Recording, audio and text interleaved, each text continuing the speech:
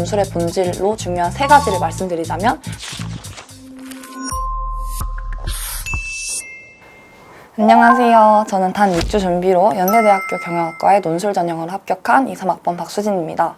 오늘은 스튜디오 러셀 여러분들께 제가 어떻게 공부해서 연세대 학교 논술 전형을 준비했고 합격까지 해냈는지 저의 공부 비법을 말씀드리고자 이 자리에 나왔습니다.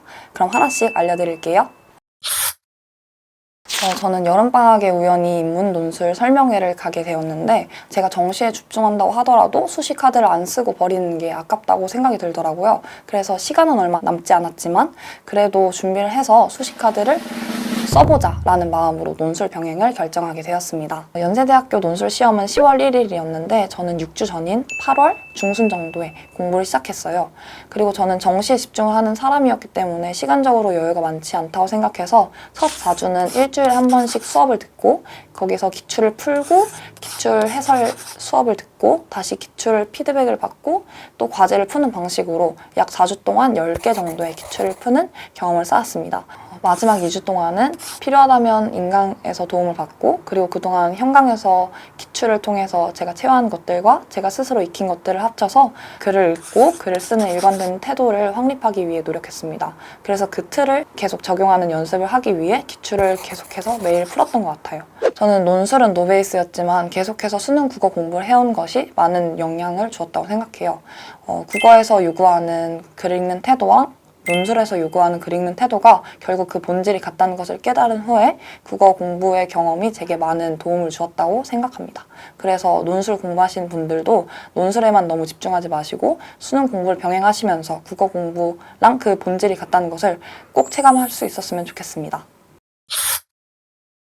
제가 단과 수업을 들으면서 논술의 본질로 중요한 여러 가지들을 배웠는데 이쯤에서 하나 중요한 것을 알려드리겠습니다. 모든 지문은 하나의 주제로 관통되어 있고 같은 형식을 취하고 있다. 글의 형식과 내용이 달라질 뿐 동일한 본질을 가지고 있다. 상대어를 찾으며 글을 읽어야 한다.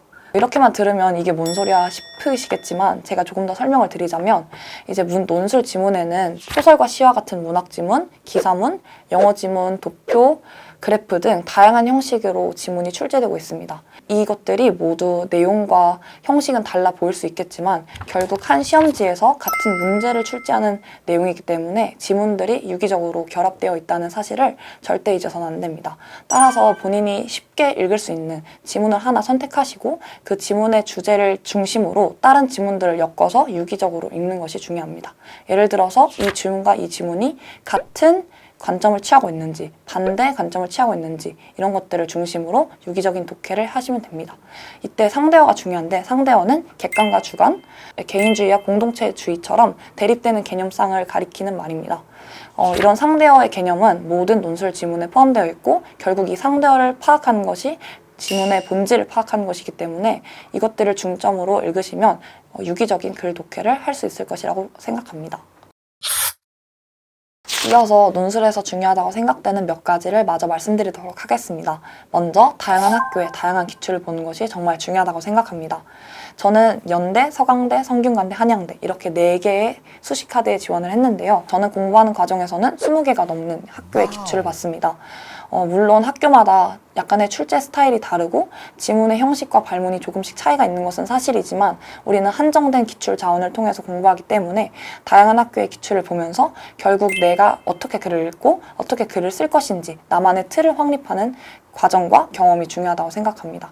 두 번째로 중요한 점은 논술의 본질이 글쓰기가 아니라 글읽기임을 깨닫는 것입니다. 연세대 논술 시험 같은 경우에는 2시간 동안 진행되는데 저는 1시간 이상을 글읽기에 투자할 정도로 많은 비중을 두었습니다. 결국 글을 쓰는 것은 우리가 어떻게 글을 읽었는지를 그저 문자로 옮기는 것이기 때문에 그만큼 글을 유기적으로 잘 읽고 논리적으로 글로 옮기는 것이 중요합니다. 따라서 우리가 논술을 공부할 때에도 무작정 글쓰기를 연습하는 것이 아니라 요구하는 대로 본질을 파악했는지를 먼저 생각하면서 글을 읽은 후에 나중에 그 연습이 충분히 된다면 그 상태에서 글을 쓰는 연습을 시작하는 것이 중요하다고 생각합니다. 그리고 마지막으로 드리고 싶은 말씀은 논술을 준비하는 여러분들이 논술에만 집중하지 않으셨으면 좋겠습니다. 저 같은 경우에도 수능이 우선이었고 서브로 논술을 준비한 케이스입니다. 논술 자체가 인풋이 들어가는 만큼 아웃풋이 나오는 시험도 아니고 합격 확률도 높지 않고 가능성 자체가 그렇게 높지 않은 시험이기 때문에 논술에만 집중하는 것은 정신적으로도 결과적으로도 안정적이지 않은 방법이라고 생각합니다. 그렇기 때문에 논술에만 집중하지 마시고 다른 것과 함께 병행을 하면서 논술을 서브로 준비를 하시는 것이 좋을 것 같다는 말씀을 드리겠습니다.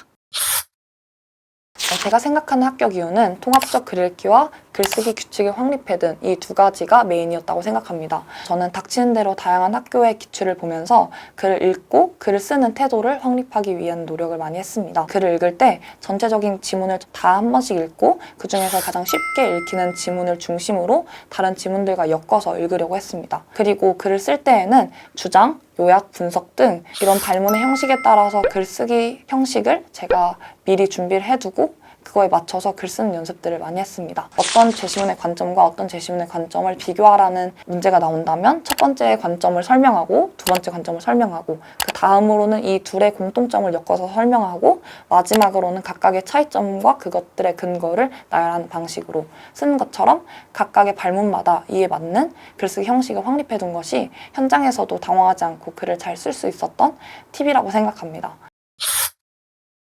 네, 오늘 이렇게 여러분들께 연세대 논술 전형에 대해 소개를 해드렸는데요. 마지막으로 다시 중요한 세 가지를 말씀드리자면 통합적으로 글을 읽는 태도가 중요하다, 글 쓰기보다 글 읽기가 중요하다, 세 번째로는 논술에만 집중하는 것은 정신적으로 해롭다. 이 세 가지를 꼭 기억하셨으면 좋겠습니다.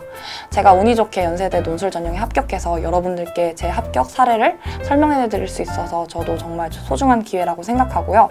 저의 이런 사례가 기만으로 느껴지는 것이 아니라 단기간 내에 여러분도 누구나 해낼 수 있다는 희망이 되었으면 좋겠습니다. 스튜디오 라셀, 좋아요, 댓글, 구독, 알람 부탁드립니다. 다음에 만나요. 알려드릴게요.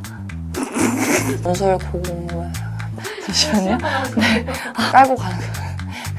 그걸 안 했는데요. 네.